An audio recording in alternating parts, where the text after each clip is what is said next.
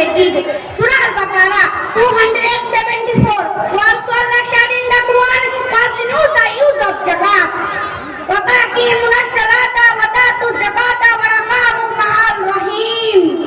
And be steadfast in prayer, give zakat and go down. You had this those who go down. Surah Al-Baqarah 43. In a narrated by Ibn Umar that Prophet Muhammad sallallahu alaihi wasallam said, Islam is found in one five things. At first there is no good but Allah.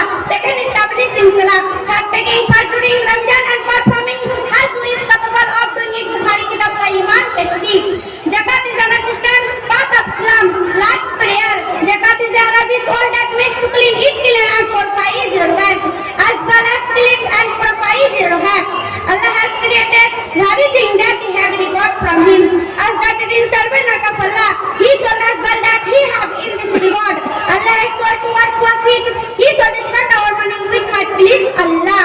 The zakat shall be taken from the rich and returned to the poor. Bukhari Kitab al-Zakat page 187. Zakat is a compulsory but only for those who have a material need.